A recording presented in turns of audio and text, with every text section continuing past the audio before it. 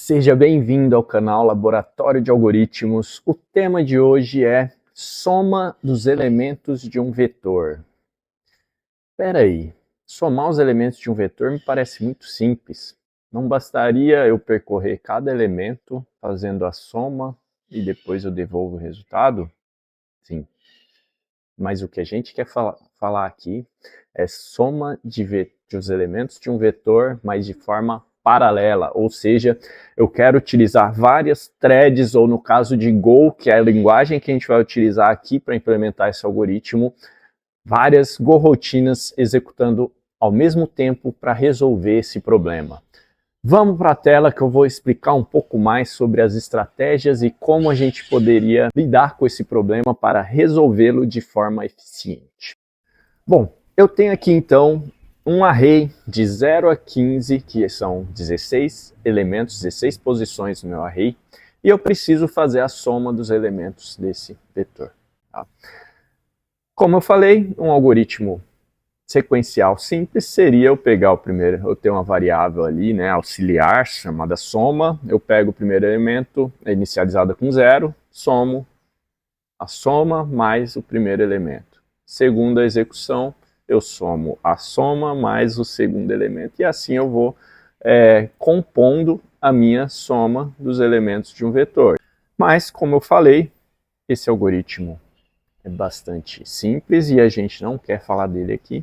A gente quer falar de concorrência em Go. Então, vamos para a solução paralela.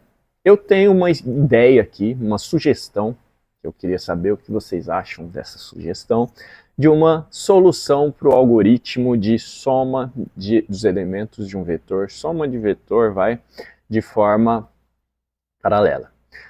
O que consiste aqui? Se eu tenho 16 elementos, eu vou pegar aqui e somar a cada 2, né? Então eu lançaria aí metade, né? Seriam 8 Go-routines ou 8 threads. Eu vou padronizar chamando de threads aqui como uma solução genérica. Quando a gente estiver lá na solução em Go, a gente começa a focar mais na linguagem, ok? Então eu tenho aqui 8 threads que vão ser executadas em paralelo, vão ser lançadas juntas, cada um analisando 2 elementos, tá? Então o primeiro 0 e 1, a segunda thread 2 e o 3, o 4 e o 5 e assim sucessivamente. Eu posso considerar aqui que eu criei um array auxiliar, né? Eu peguei ali, chegou o meu array que eu precisava somar, eu replico ele e inicio essa soma. Por que eu replico ele? Só para simplificar aqui os meus cálculos e o armazenamento das informações temporárias, tá? Então, se o 0 e 1 foi somado, eu preciso armazenar em algum lugar. E esse lugar, ele não pode, de preferência, ser o mesmo lugar do que a thread que executou 2 e 3 precisa armazenar. Por quê? Senão eu preciso ficar toda hora criando sincronia entre essas threads que deveriam estar sendo mais independentes possíveis, tá? Então, o que eu faço? Uma ideia. Vou armazenar então a soma dos dois primeiros na primeira posição. Minha posição da thread vai ser sempre o primeiro elemento. Se eu vou somar j e j mais 1, j é onde eu vou armazenar. Na segunda iteração, o que eu preciso somar agora? Eu preciso somar a posição 2 com a posição 5. Posição 6 com a posição 4 e assim sucessivamente. Então veja, na primeira iteração eu somava j com j mais 1, na segunda eu somo j com j mais 2. Só que agora, na primeira eu tinha 8 threads, na segunda eu vou ter 4, na terceira eu vou ter 2 e na última eu vou ter apenas uma thread. Ok, veja o que você achou, né? O que você diria sobre essa solução? Parece fazer sentido? É razoável? Eu vou te dizer que, em termos de quantidade de threads, parece até razoável, né? Mas o problema aqui está em um outro fator, em um outro conceito de programação, que são conceitos de funcionamento da arquitetura dos computadores, dos núcleos de processamento, ok? O que eu estou fazendo aqui, sendo um pouco mais específico? Eu estou criando vários buracos que eu preciso acessar, certo? Na primeira execução, ok, eu acessei todos os elementos do vetor.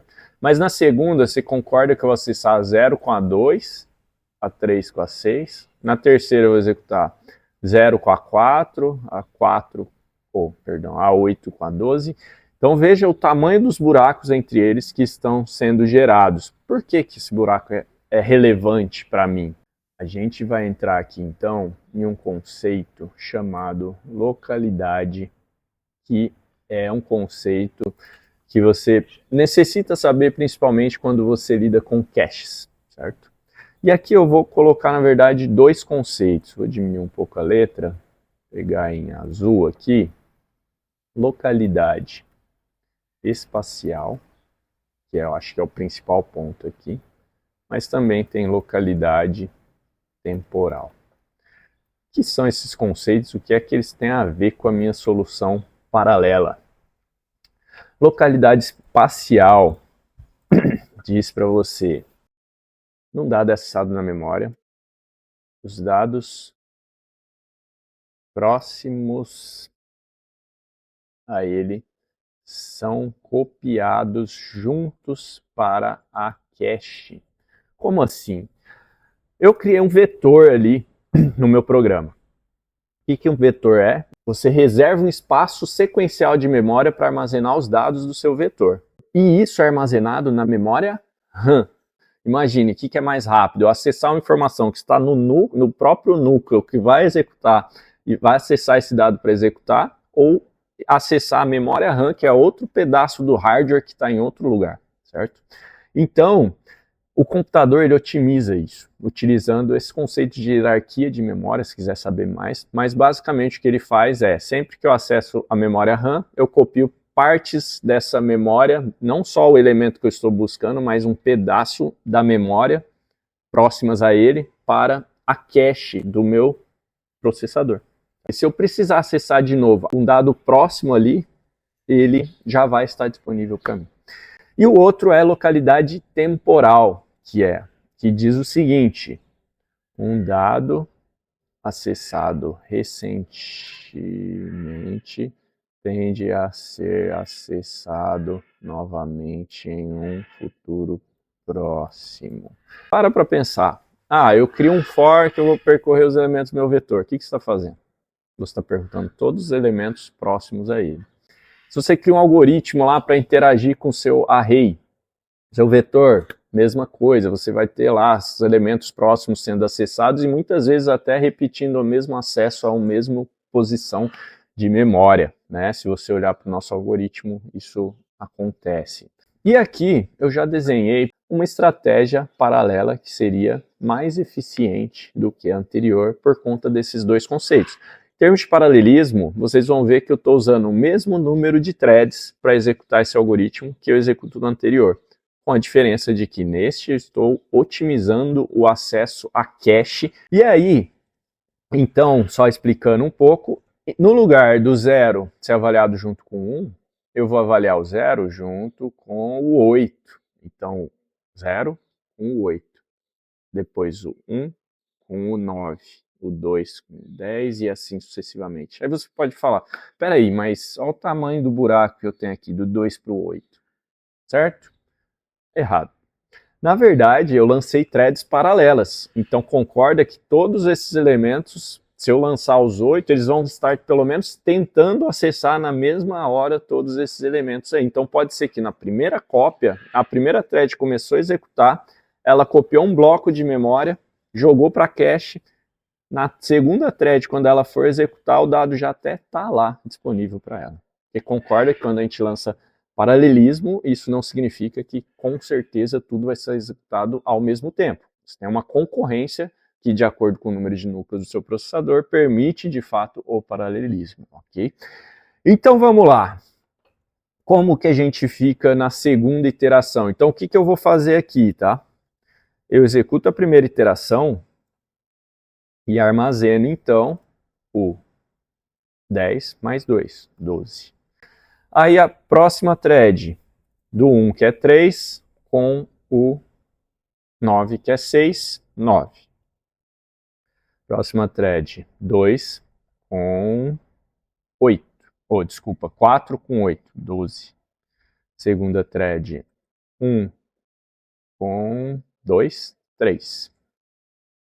Thread número 4, 9 com 9, 18. Próxima thread número 5, 7 com 7, 14. Thread número 6, 5 com 6, 11. E 4 com 3, 7. Então, na primeira execução do meu algoritmo, eu tenho armazenado na minha primeira metade do meu array, todos os elementos que eu preciso iterar na segunda iteração. Veja que acabou os buracos aqui agora.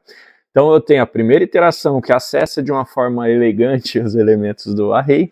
Na segunda eu já reduzi pela metade e vou acessar todos esses elementos novamente. Só que agora não são esses passos que vão ser executados, mas estes passos. Agora do 0 para a metade é o 4, do 9 para o 14, do 12 para o 11 e o 3 para o 7, certo? Então vamos somar aqui. 12 com 18, 30. 9 com 14, 23. 12 com 11, 23 de novo. E 3 com 7, 10. Fechou. Terminamos a próxima rodada do algoritmo. E agora o que a gente precisa mirar são somente estes. E agora o que eu preciso avaliar é o 30 com 23 e o 23 com o 10.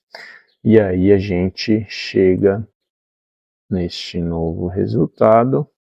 30 com 23 vai dar 53. 23 com o 10, 43. E agora a minha última execução, primeiro deixa eu marcar aqui, 53 por 43, que vai ser a minha resposta, que vai ser 86. Vamos conferir então como que a gente tinha antes. Os elementos sequenciais deu 86, beleza, acertamos nosso cálculo utilizando localidade espacial e temporal. Veja, onde que entra a localidade espacial aqui? Estou acessando elementos próximos em todas as etapas. Como que entra a temporal? Eu acessei todos esses elementos na primeira, na segunda eu repeti a metade, na terceira eu repeti então nessa metade, depois eu repito esta outra metade, repito esses dois. Então o elemento 0, por exemplo, ele foi acessado em todas as execuções. O 1 ele só não foi na última, o 2 só não foi, enfim, e assim sucessivamente. Então aqui a gente tem um algoritmo eficiente para soma paralela dos elementos de um array. Se você quer saber como fica a implementação desses passos, se inscreva no canal, ative o sininho, curte, compartilha, porque no próximo vídeo eu vou gravar como fica a implementação desse algoritmo em Go, certo? E a gente aproveita para falar de mais um pouco de conceitos sobre concorrência em Go. Ok? Por hoje é só. Até a próxima, pessoal. Tchau, tchau.